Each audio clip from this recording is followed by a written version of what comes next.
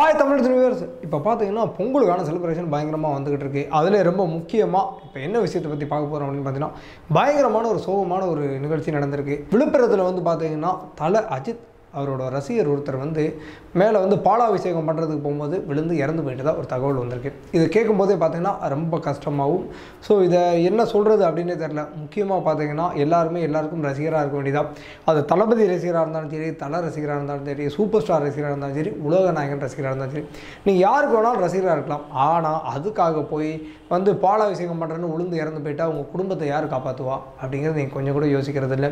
So மனுஷனுக்கு பகுத்தறிவு கொடுத்துருக்கதே எதுக்கு அப்படின்னு பார்த்தீங்கன்னா, ஸோ எந்த காரியங்களை பண்ணலாம் எந்த காரியங்களை பண்ணக்கூடாதுன்னு பகுத்தறிவுறதுக்காக மட்டும்தான்.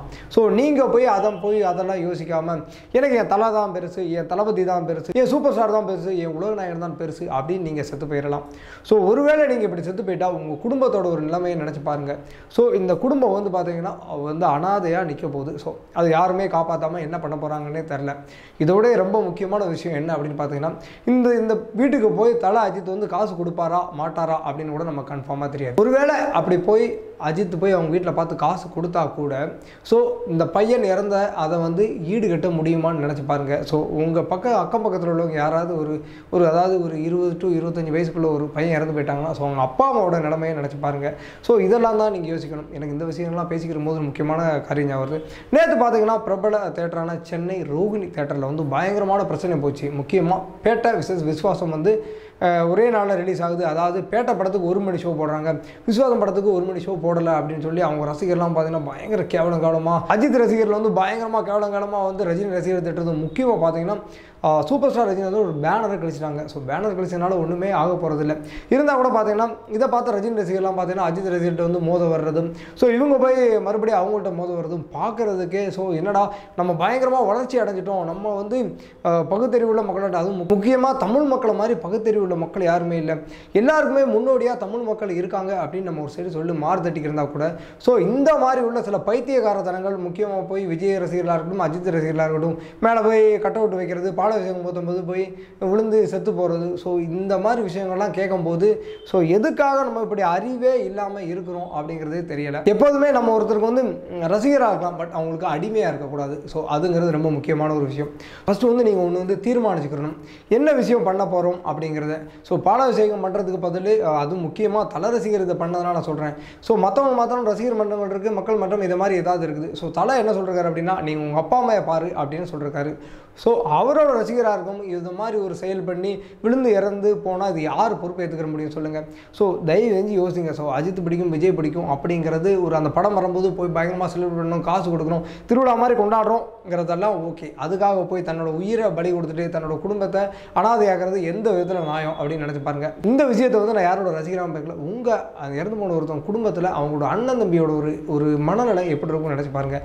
ஸோ அது யாராகவும் இருந்துட்டு போட்டுங்களேன். ஸோ கொஞ்சம் நினச்சி பாருங்கள், இதுலேருந்து அந்த குடும்பம் எப்படி மீண்டு வரும். அதுவும் 20-25 வயசு பையனை நம்பி தான் பார்த்தீங்கன்னா அந்த குடும்பமே தன்னோட எதிர்காலத்தை பார்த்துக்கிட்டு இருக்கும். ஸோ என் குடும்பம் இப்படி வரப்போகுது, சம்பாரிச்சு வீடு கட்ட போகிறோம், லோனெல்லாம் அடைக்க போகிறோம், கடன் வாங்கியிருந்ததெல்லாம் கொடுக்க போகிறோம், நிம்மதியாக வாழ போகிறோம் அப்படின்னு நினச்சிக்கிட்டு இருந்திருப்பாங்க. ஸோ அந்த குடும்பத்தோட நிலையை நினச்சி பார்க்கும்போது எனக்கு என்ன சொல்கிறது அப்படின்னே தெரில. இன்னும் பார்த்தீங்கன்னா அந்த இறந்த தகவல் இன்னும் பயங்கரமாக உறுதிப்படுத்தப்படல, பட் கண்டிப்பாக இறந்து போயிட்டாங்க அப்படிங்கிற மாதிரி நியூஸ்லாம் வைரலாக பரவிக்கிட்டு இருக்குது. ஸோ அப்படி போயிருந்துருக்கக்கூடாது அப்படிங்கிறத நம்ம எண்ணம். தயவு செஞ்சு இனியாவது தல ரசிகர்களும் தளபதி ரசிகர்களும் உலக நாயகன் ரசிகர்களும் சூப்பர் ஸ்டார் ரசிகர்களும், ஏன்னா இவங்க 4 பேர் ரசிகர்கள் தான் பார்த்தீங்கன்னா வெறித்தனமாக படிச்சுக்கிட்டு ரசிகரை தாண்டி தான் அடிமை அப்படிங்கிறத உணராமல் அவங்கள்ட்டே போய் எல்லா காரியங்களையும் அவங்களே வேண்டது, கடவுள் மாதிரி பண்ணுறது, இந்த மாதிரியெல்லாம் பைத்தியகாரத்தனங்களை பண்ணிக்கிட்டு இருப்பாங்க. ஸோ தயவு செஞ்சு நீங்கள் அவங்கள ரசிங்க, தேட்டருக்கு போங்க, கை தட்டுங்க, சந்தோஷமாக என்ஜாய் பண்ணுங்கள். தயவு செஞ்சு இந்த கட் அவுட் வைக்கிறது, மேலே போய் எழுந்து தயவு செஞ்சு உங்கள் குடும்பத்தை தயவு செஞ்சு அனாதையாக்கிறாதீங்க. இதை நான் உங்கள் குடும்பத்தில் இருக்க ஒரு ஆளாக நினச்சிக்கிட்டு தான் சொல்கிறேன். ஸோ இந்த வீடியோ பார்த்ததுக்கப்புறம் யாராவது மாறுவாங்களா மாறலையா அப்படிங்கிறது எனக்கு தெரில. ஆனால் இந்த வீடியோ பார்த்ததுக்கப்புறம் கண்டிப்பாக நம்ம தலைக்கோ தளபதிக்கோ சூப்பர் ஸ்டாருக்கோ கமலஹாசனுக்கோ போய் பாலாபிஷேகம் பண்ணிக்கிறதுன்னு இருக்கிற நம்ம அப்பா அம்மாயை கூட கஞ்சி ஊற்றலையே, ஸோ நம்ம அப்பா அம்மாயை பார்க்கலையே அப்படிங்கிற எண்ணம் யாருக்காவது ஒரு ஆளுக்கு உருவாகும் அப்படிங்கிற எனக்கு ஒரு பெரிய ஒரு நம்பிக்கை இருக்குது. ஸோ கண்டிப்பாக தன்னோட அப்பா அம்மாவை பாருங்கள், அவங்க தான் நமக்கு இருக்கிற உண்மையான தெய்வங்கள். ஸோ அவங்கள வழிபடுங்க. இந்த பாலாபிஷேகம்லாம் பண்ணுறதுக்கு பதில் யாராவது குழந்தைங்க பால் கொடுக்க முடியாமல் நிலைமையில் பல மக்கள் இருக்காங்க, அவங்களுக்கு ஊற்றுங்க. கட் அவுட் வைக்கிறதுக்கு பதில் சொல்லி யாராவதுக்கு அரிசி வாங்கி கொடுக்குற மாதிரி இது மாதிரி ஏதாவது நல்ல காரியங்களை பண்ணுங்கள். ஸோ அது அஜித் ரசிகராக இருந்தாலும் சரி, விஜய் ரசிகராக இருந்தாலும் தயவு செஞ்சு போய் இந்த மாதிரிலாம் பண்ணி தன்னோட உயிரை மாற்றிக்கிற வேண்டாம் அப்படின்னு இந்த வீடியோவில் கேட்டுக்கிறேன்.